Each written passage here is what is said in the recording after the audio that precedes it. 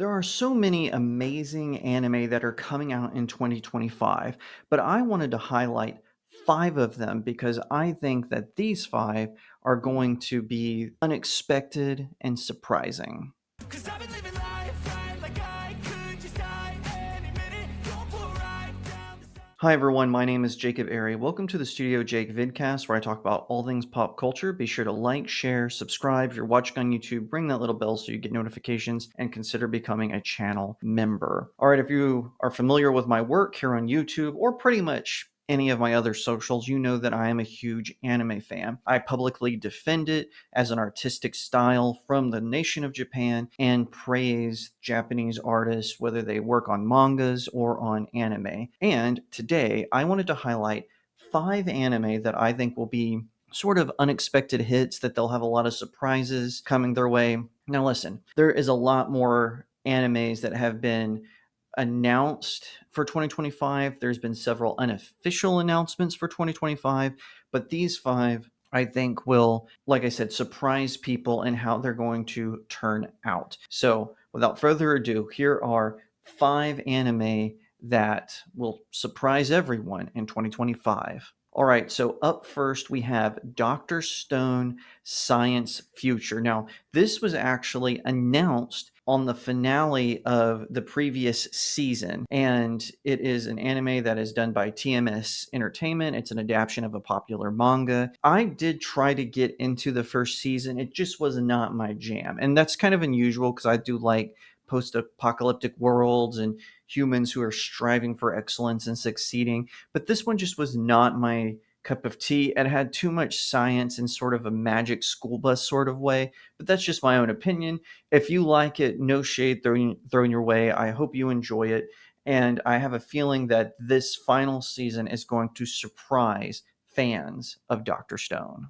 Up next, we have The Red Ranger Becomes an Adventurer in Another World. And this is sort of a throwback to the Super Sentai era, like Power Rangers and things like that. The Super Sentai sort of subgenre of science fiction was put on the map by anime and also by just Japanese entertainment in general. I mean, who doesn't remember Masked Rider, or like I mentioned, the Power Rangers or the Beetleborgs? All of these sort of stories about people who find mysterious armor and then they change into these really cool superheroes. This one, though, is actually going another route and will also be an isekai and a comedy. Now, I've not read the manga, so I'm not familiar with it at all, but it is being done by Satelight, which is, obviously a Japanese animation company. They do fantastic work. And this one is set to premiere in January 2025, so we do not have that much long to wait on it. If you were curious about the plot, this is according to Wikipedia. Leading a group of heroes on Earth akin to the Super Sentai, Toga Asagaki has the ability to change into the superhero Kazuna Red. He unintentionally gets warped into a fantastical world while facing off against the supervillain Ender King. Unable to find a way home, he joins forces with Princess Teltina Liz Wagrel Alvarost, who aims to stop demon seeds from possessing people, the sorceress Idola Avum, who wants to prove herself and restore her family honor, and Rosie Mist, Princess Teltina's bodyguard who is enamored of her and envious of Toga for upstaging him and appearing too close to her. Togo frequently frustrates or amazes people because he lacks subtlety and common sense. He is unable to hold back in battle and frequently vaporizes monsters, preventing his comrades from selling their body parts. Additionally, his transformation powers and abilities to summon a mecha are not magical in nature and make no sense to magic users. So that's really cool. I like how they're starting to do a lot of these sci-fi meets fantasy stories like Captain Corinth. Man, Captain Corinth would make a great anime, by the way. The manga needs to be a little further along, but I think that one would. So number 3, we have From Old Country Bumpkin to Master Swordsman. My hotshot disciples are all grown up now and they won't leave me alone. So this story is exactly what the title says, and it is going to have an anime adaptation. I've not read the manga, so I can't tell you what it's about, or other than that description about a master swordsman who is a country bumpkin and now his disciples are coming to help him out for some reason. The series is being produced by Passion Films and Hayabusa Films, and Akio Kazumi has been tapped to direct it. I do think this anime will surprise us. I like fantasy stories like this. Now, this one, it'll probably have, some harem comedy to it, so just gear up for that. But it does sound interesting, and it does sound like this could be a very cool, sleek anime. I hope I'm right about that. Now, this is another popular anime that I just couldn't get into. And again, that's not a statement about the anime itself or the fans of this anime. This is just one that I just can't get into. It's just not my jam, not my thing. That's okay. But I know it is very popular, so I wanted to bring it up. And that is the final season of Fire Force, that being the third season. This anime, of course, is produced by David Production, and I'll be honest, I don't know a lot about their other releases. I'm not too familiar with their work sort of on the anime scene, but it does sound interesting. So for those of you who don't know, Fire Force takes place in this world where these humans can combust just randomly, or I should say spontaneously, and in some cases there are monsters involved, and so there are certain humans with powers who can control flames, and the main character, he's like a very advanced sort of flame user, and he joins the Fire Force. So that is the gist of it. And like I said, I haven't been watching the anime, and I'm not familiar with the manga, so I don't know what is going on other than that. So fans of the show, feel free to fill people in the comments. No spoilers though.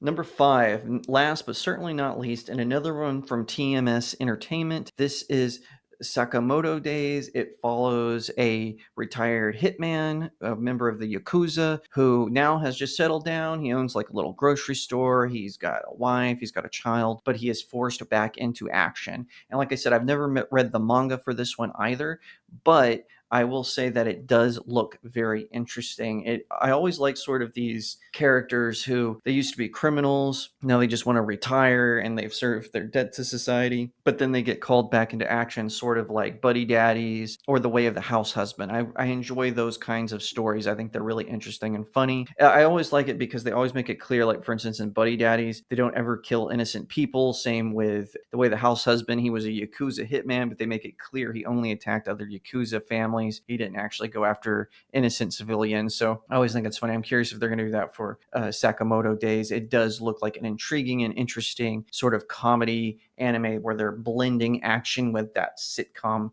feeling, and I think that could be very cool. Besides those, like I said earlier, there are a ton of others that have unofficially been announced. For instance, there's a sequel to Trigun Stampede that's been announced, but we don't know if that's going to come out in 2025 or 2026. Now, the classic Trigun is probably my favorite anime. Obviously, it's the one I have the giant poster of right here. Hopefully you can see it. I know the angle's kind of weird, but I enjoyed the remake. I just still think the original anime is better. I even like the film of Trigun, even though for some reason they replaced the voice actor who voiced Wolfwood. That didn't make sense to me. But the movie Badlands Rumble is pretty good. I have reviews for both the anime and the film on my website, StudioJakeMedia.com. I hope you head over there because I've got a ton of other anime news for you. I've got all kinds of lists. I've got important announcements. I've got dubcasting announcements there. So check it out. It's not just limited to what I do here. I also do it on my website. I just thought I'd do some of that cross advertising there.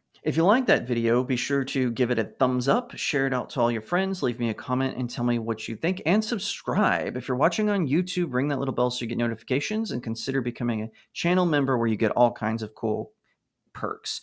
If you don't want to support me on Big Tech, don't blame you. Click on the link to my locals community. It's in the description. It's kind of like a Patreon and Subscribe Star where you can give me tips for the articles that I post, as well as become a monthly subscriber. So I really appreciate it. It helps out small indie creators like myself.